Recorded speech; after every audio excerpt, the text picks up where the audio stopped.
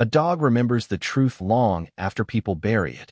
The rain came down softly over Blackwater State Prison, turning the floodlights beyond the razor wire into blurry halos trembling against the midnight fog.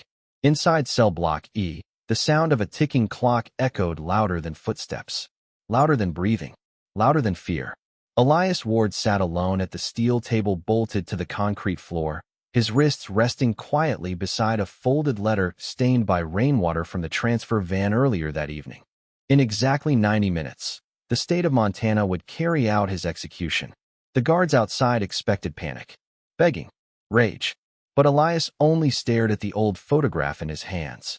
A younger version of himself stood beneath a bright Arizona sun wearing a K9 police vest, one hand resting proudly on the broad head of a German shepherd with alert amber eyes and a sable coat dark as smoke after fire.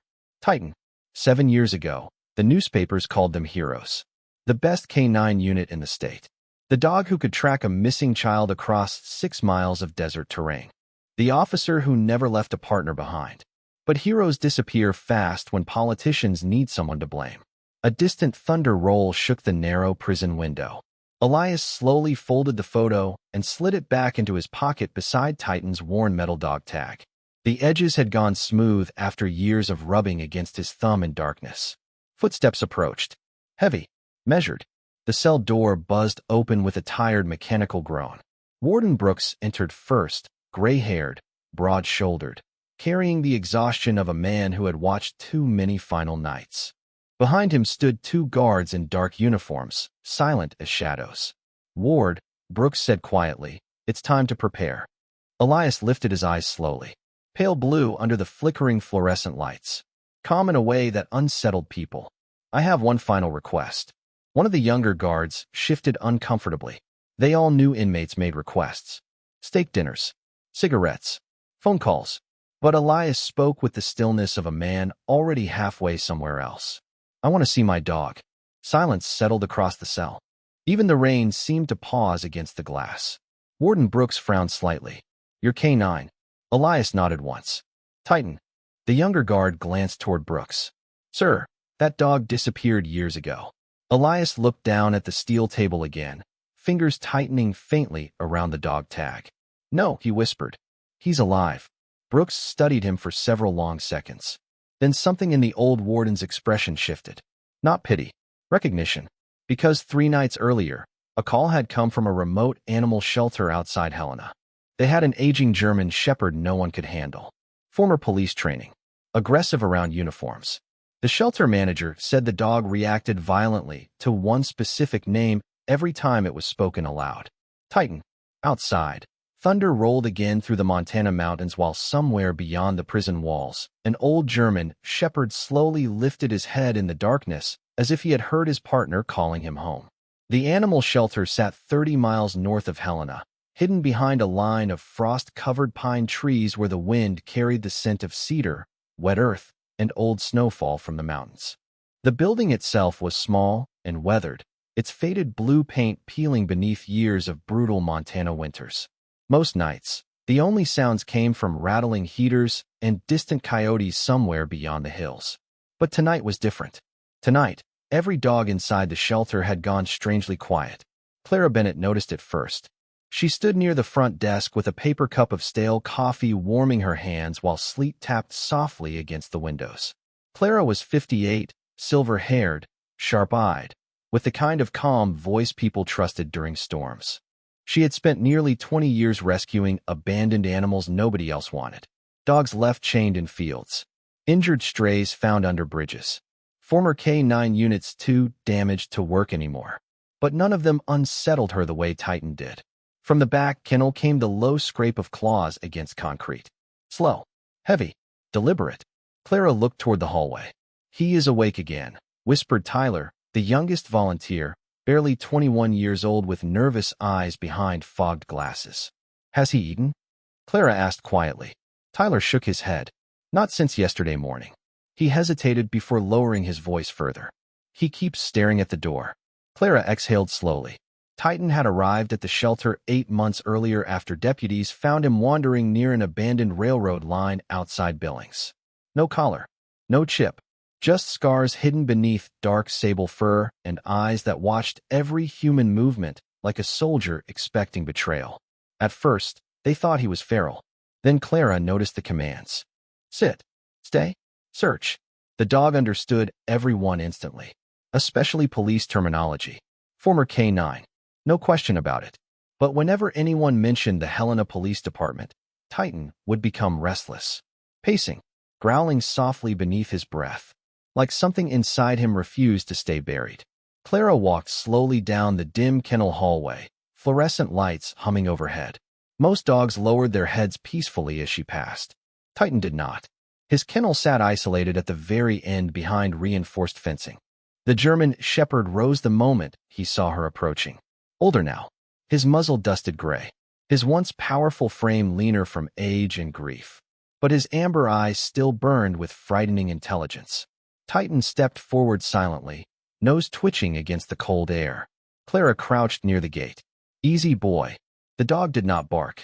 He simply stared at her with the stillness of something waiting for news it had feared for years. Clara reached into her coat pocket and slowly removed a folded prison transport document. The paper trembled slightly in her fingers. Earlier that evening, Warden Brooks himself had called the shelter after seeing Titan's intake records. One name connected everything instantly. Elias Ward. The moment Brooks explained who was asking to see the dog, Clara had gone silent. Because she remembered the trial. Everyone in Montana did. The decorated K9 officer accused of corruption and murder after a drug warehouse explosion killed 3 people 7 years ago. The media had buried him before the trial even began. And after sentencing, his police dog vanished without explanation. Clara looked at Titan carefully now. Your partner is still alive, she whispered. The reaction was immediate. Titan froze so suddenly the tags on the kennel door rattled softly. His ears lifted. His breathing changed. Then slowly, almost unbelievably, the old dog stepped closer and pressed his forehead against the steel gate. Tyler stared from the hallway. How did he understand that? Clara did not answer right away.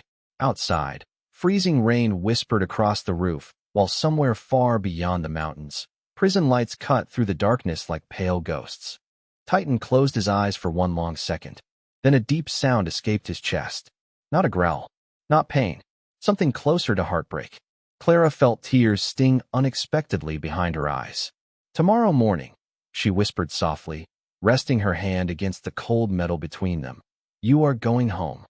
Titan opened his eyes again instantly. Alert now. Awake in a way Clara had never seen before. And for the first time in 8 months, the old police dog walked toward the untouched food bowl in the corner of his kennel and began to eat. By dawn, the storm had weakened into a cold, gray drizzle that wrapped Helena in fog thick enough to swallow the mountains whole. A black prison transport SUV moved slowly along the empty highway, tires hissing against wet pavement while pine trees blurred past the windows like dark ghosts. In the back seat, Titan lay quietly beneath a wool blanket Clara had wrapped around him before departure. His breathing was steady now, but his eyes never closed. They remained fixed on the road ahead, as though every mile carried the scent of memory. Clara sat beside him with one hand resting gently near his shoulder, careful not to touch too much. Titan tolerated kindness, but only on his terms. The driver, Deputy Collins, glanced nervously through the rearview mirror every few minutes. Still hard to believe this is the same dog from the trial, he muttered softly. Clara looked out at the rain sliding across the glass. Dogs do not forget the people who love them. Collins exhaled through his nose. People did. Neither of them spoke after that. 40 miles away, inside Blackwater State Prison, the atmosphere had changed. Guards whispered in corners. Doors opened and closed faster than usual. The execution scheduled for sunrise had become the only thing anyone talked about. Not because Elias Ward was famous anymore. Most people had forgotten his name years ago. But because strange things had started happening after the request was approved. Guard Nolan Pierce stood near the security desk outside the execution wing, pretending to sip coffee while sweat gathered beneath the collar of his uniform. He was 51 now, thicker around the waist, with tired eyes and nicotine-stained fingers.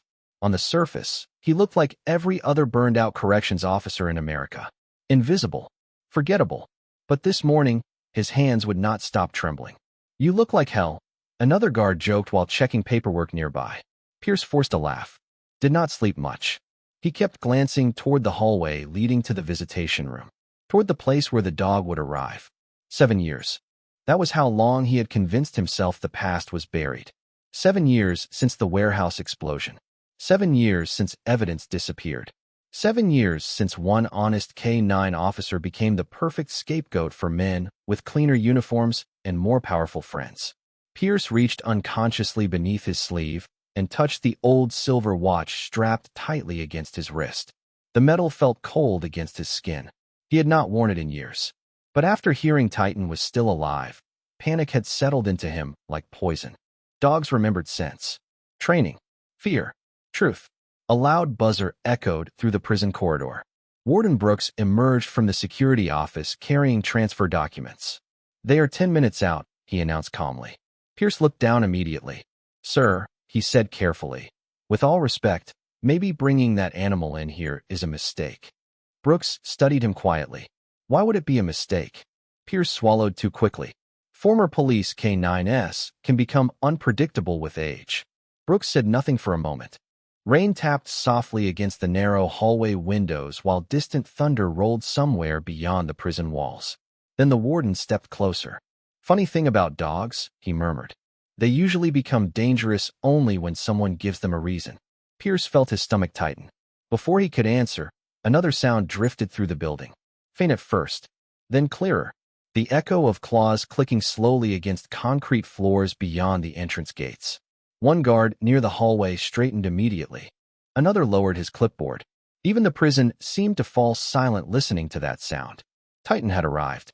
The prison entrance smelled faintly of bleach, rainwater, and old concrete soaked by decades of silence. Fluorescent lights buzzed overhead, while Titan moved slowly through the security corridor beside Clara Bennett, his paws clicking against the polished floor with a rhythm that seemed to tighten every nerve in the building. Guards stepped aside instinctively as the old German shepherd passed. Some stared quietly. Others avoided looking into his eyes altogether. There was something unsettling about a dog who carried himself like he understood exactly where he was going. Titan paused once near the metal detector, nose lifting slightly into the cold, recycled air. His ears twitched. Then he continued forward without hesitation. Clara noticed the subtle change immediately. "He smells something," she whispered softly. Deputy Collins glanced around uneasily. Or someone. At the far end of the corridor, Warden Brooks waited with folded arms beneath the dim security lights. His weathered face softened slightly when he saw the dog approach. "So this is Titan," he murmured. The German shepherd stopped 3 feet away from him, watching carefully. Brooks crouched slowly, extending an open hand the same way experienced officers approached working dogs. Titan sniffed once, then moved past him without hostility. Brooks gave a faint nod. Still disciplined. Clara exhaled quietly. He has been waiting for this a long time. Somewhere deeper inside the prison, a steel door slammed shut with a heavy echo. Titan froze instantly. The muscles along his back tightened beneath his dark coat. Then came another sound. Footsteps. Slow. Uneven. Approaching from the adjoining hallway. Guard Nolan Pierce appeared carrying a clipboard against his chest. The moment Titan saw him, the atmosphere changed. The dog stopped breathing for half a second. His amber eyes narrowed. Not aggression. Recognition. Pierce felt it immediately. Sweat prickled beneath his collar despite the cold air conditioning. "Keep him controlled," he muttered sharply. Clara frowned. "He is controlled." Titan remained perfectly still, but his gaze never left Pierce. The old dog's nose twitched once. Twice. Then a low rumble vibrated deep in his chest like distant thunder buried underground.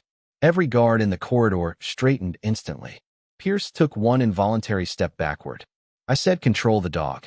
Warden Brooks looked between them carefully. "Titan," Clara whispered softly. "Easy." The growl stopped, but Titan still stared at Pierce with eerie focus. Not at his face, at his right arm. More specifically, the sleeve pulled tightly over his wrist. Pierce quickly adjusted the cuff downward. Too quickly. Brooks noticed. So did Clara. Before anyone could speak again, the overhead intercom crackled to life. "Final visitation clearance approved." Silence followed. Titan lifted his head immediately toward the sound. Somewhere beyond the next set of security doors sat Elias Ward, waiting for the last hour of his life to disappear. Brooks gestured toward the hallway ahead. "Bring him through." The execution wing was colder than the rest of the prison. Narrow hallways stretched beneath pale lights that flickered softly against concrete walls stained by time. Titan walked steadily now, no hesitation left in him, as though instinct alone guided every step. Clara stayed close beside him while Collins unlocked the final security gate. On the other side, Elias sat alone inside the visitation chamber, separated only by thick, reinforced glass. He looked older than his 38 years. His dark brown hair had faded with streaks of gray near the temples, and exhaustion rested permanently beneath his pale blue eyes. But when he heard the approaching claws against concrete, something inside him woke instantly. Slowly, Elias rose from the metal chair. Titan stopped the moment he saw him. For one long heartbeat, neither moved. Rain tapped softly against the tiny prison window high above them, while fluorescent lights hummed overhead like distant static. Then the old German shepherd took a single trembling step forward. Elias pressed his hand against the glass. His lips parted slightly, but no sound came out at first. The years between them suddenly felt unbearable. Titan stared up at him with eyes filled not with confusion, but certainty. Recognition deeper than memory. The dog moved closer until his nose touched the glass directly beneath Elias's shaking hand. And for the first time in 7 years, Elias Ward finally broke. For several seconds, the visitation chamber held nothing except the sound of rain and the quiet, trembling breath of a man who had spent 7 years teaching himself not to feel hope anymore. Elias kept his hand pressed against the cold glass while Titan stared up at him from the opposite side, ears slightly lowered, tail still, amber eyes glistening beneath the harsh fluorescent lights. The old German shepherd let out a soft whine, so faint it barely rose above the hum of electricity in the ceiling. It was the same sound he used to make after long desert searches when exhaustion finally caught up to him, and he needed reassurance from the only person he trusted completely. Elias swallowed hard. "Hey, partner," he whispered, his voice breaking apart halfway through the words. Titan immediately pressed closer to the glass. Clara covered her mouth quietly from the hallway, while even Warden Brooks looked away for a moment, giving the reunion the dignity silence sometimes offers grief. Elias lowered himself slowly onto the metal bench, never taking his eyes off the dog. "I looked for you," he murmured. "Every day." Titan's ears twitched at the sound of his voice. The German shepherd paced once along the glass partition, restless now, as though confused by the barrier between them. Then suddenly he stopped. His body stiffened. The warmth vanished from his eyes in an instant. A deep growl rolled from his chest again. Low, controlled, focused. Not at Elias. Behind him, everyone turned at once. Guard Nolan Pierce stood near the doorway, clutching his clipboard too tightly. Titan's gaze locked directly onto his right arm again. The growl deepened. Pierce forced an awkward laugh. "Guess he still does not like uniforms." But nobody laughed with him. Titan moved sideways now, muscles tightening beneath his sable coat. Every instinct in his aging body suddenly sharpened with terrifying clarity. Clara frowned. "Something is wrong." Pierce took another step backward. "Keep that dog away from me." Warden Brooks narrowed his eyes. "Why are you nervous, Pierce?" "I am not nervous." But his voice cracked on the final word. Titan barked once, loud enough to echo down the concrete hallway beyond the visitation room. The sound hit Elias like a lightning strike from the past, because Titan only barked that way during active alerts. Detection alerts. The same bark that once uncovered hidden narcotics sealed inside fuel tanks. The same bark that helped expose dirty officers taking cartel money across state lines. Elias slowly stood again, heart pounding now for an entirely different reason. Titan never gave false alerts. Not once in 8 years together. Pierce shifted uneasily beneath the dog's stare. A thin line of sweat rolled near his temple. "This is ridiculous," he muttered. "The animal is old and confused." But Titan suddenly lunged toward the edge of the glass partition closest to Pierce, claws scraping sharply against the floor as he barked again. This time the old dog's eyes fixed directly on Pierce's sleeve. Warden Brooks noticed it instantly. "Roll up your cuff," he said calmly. Pierce froze. "What?" "Your sleeve." Silence swallowed the room. Rain tapped softly against the narrow window high above them, while the clock on the visitation wall continued counting down the final minutes before sunrise. Pierce laughed nervously. You are seriously taking directions from a dog? Titan barked again. Harder now. Clara stared carefully at the guard's wrist.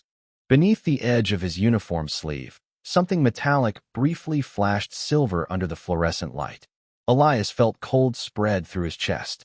Recognition. Not visual. Instinctive. Somewhere deep inside his memory, a detail long buried suddenly stirred awake. Pierce noticed Elias staring and quickly pulled the sleeve lower. Too late. Titan's growling became almost unbearable now, vibrating through the room with the certainty only animals seem capable of carrying. Warden Brooks stepped closer slowly. Show me your wrist. Pierce's breathing turned uneven. It is just a watch. But Titan did not stop. The old German shepherd planted himself directly between Elias and the guard, body rigid despite age and exhaustion, protecting him, warning him, the same way he used to before danger appeared. Elias looked at Titan carefully now, and for the first time in 7 years, he realized his partner had not come here simply to say goodbye. The room felt smaller now, thicker somehow, as if the air itself understood something terrible was trying to crawl back into the light after 7 years buried underground. Titan stood motionless in front of Elias, every muscle locked tight beneath his aging frame, while the low growl continued rolling from his chest with mechanical certainty. Not fear. Detection. Warden Brooks stepped closer toward Nolan Pierce, his polished boots echoing softly against the concrete floor. Take off the watch, he said calmly. Pierce forced another laugh, but it sounded hollow now. This is insane. We are delaying a state execution because an old dog barked at me. No one answered him. Even the younger guards had stopped moving. Titan's stare alone held the room hostage. Pierce slowly backed toward the doorway. I should call Central Security. But before he could turn away, Titan barked sharply again and lunged forward just enough to stop him cold. The old German shepherd never touched him. He did not need to. The message was clear. Do not move.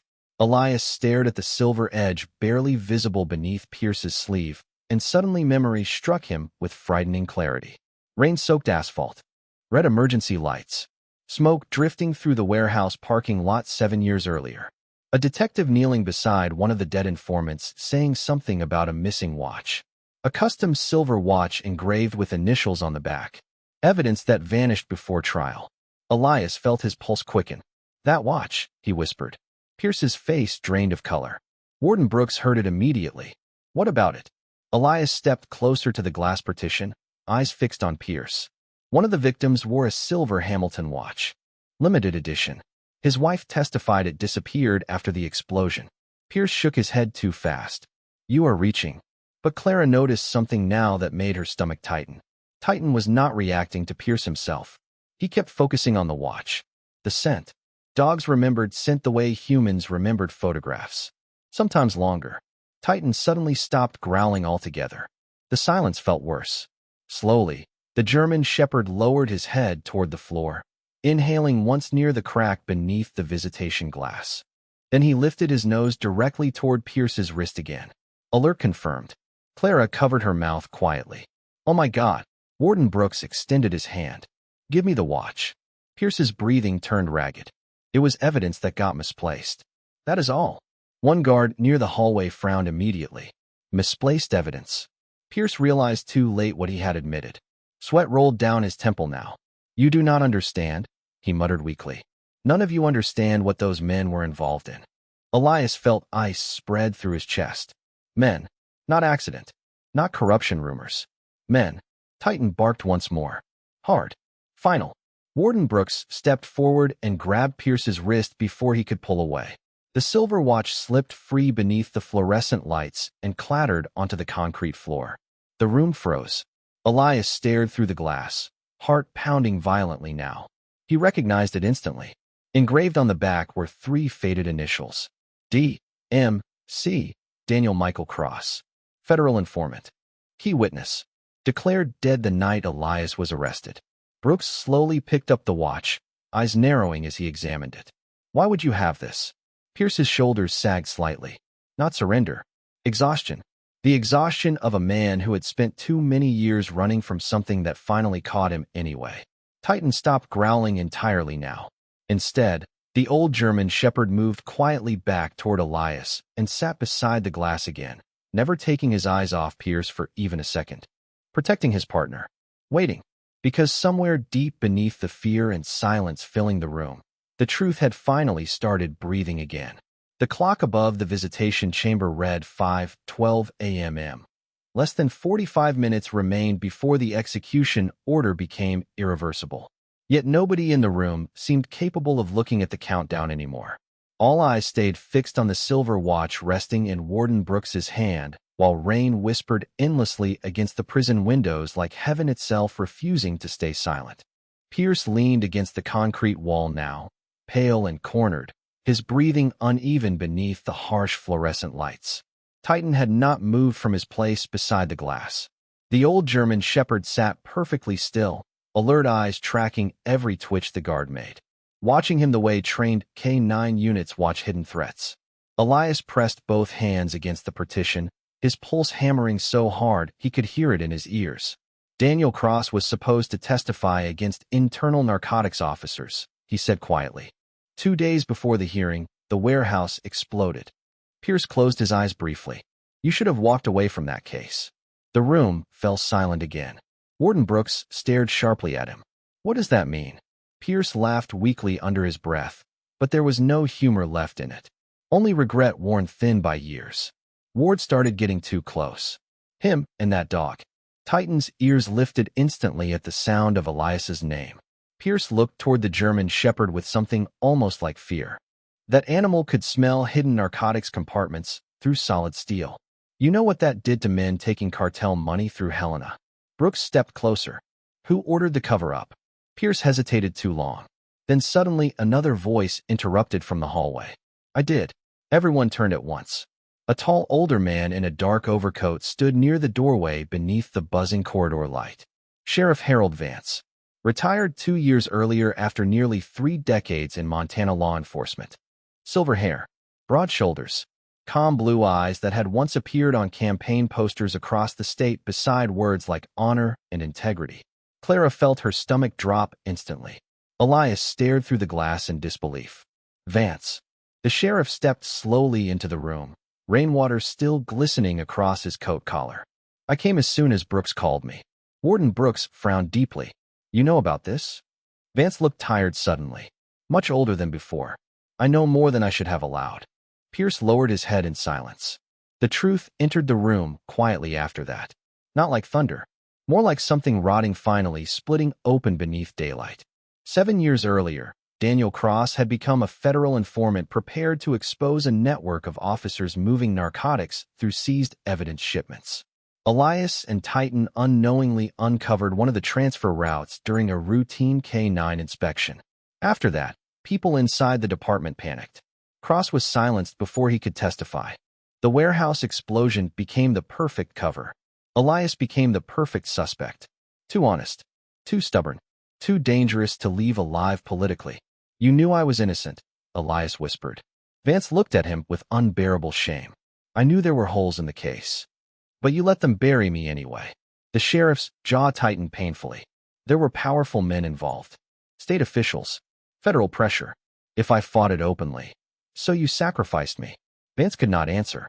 Titan slowly stood again beside the glass, his eyes fixed not with anger now, but disappointment deeper than human language could carry. The old German shepherd had once trusted this sheriff too. Vance noticed it immediately and looked away.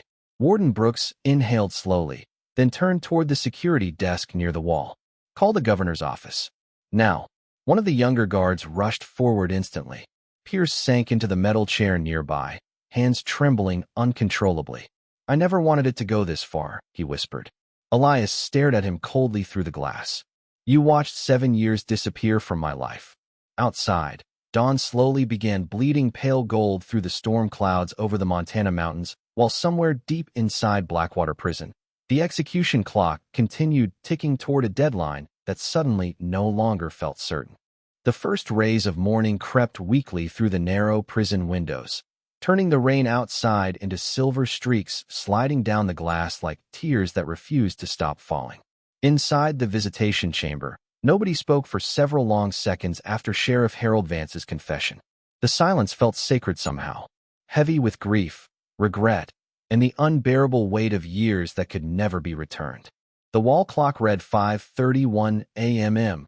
29 minutes remained. Elias stood motionless behind the reinforced glass, his breathing shallow, eyes fixed on the men who had stolen almost a decade of his life with signatures, lies, and silence. Titan remained beside him like a living shadow, shoulders squared despite age and exhaustion. The old German shepherd had stopped growling now. His job was done. He had found the truth buried beneath uniforms and fear exactly the way he had been trained to do. Warden Brooks finally turned toward the security desk again. "Where is the governor?" The young officer holding the phone swallowed nervously. "Still on the line, sir." Brooks grabbed the receiver immediately. "Governor, this execution cannot proceed. We have new testimony, compromised evidence, and direct admission of misconduct tied to the original investigation." A faint voice crackled through the speaker while everyone waited. Even Pierce lifted his head slowly from the chair, eyes hollow with dread. Clara kept one hand resting gently against Titan's back. She could feel the old dog trembling now beneath his thick fur. Not fear. Fatigue. 7 years of waiting had finally caught up to him. Elias noticed it immediately. "Titan," he whispered softly against the glass. The German shepherd looked up at him instantly. His tail moved once against the floor. Weak, but real. Elias felt his throat tighten painfully. He remembered training runs beneath Arizona sunsets. Long nights parked beside dusty highways sharing cheeseburgers from roadside diners. Titan sleeping beside the bed after difficult cases because the dog somehow always sensed when nightmares were coming.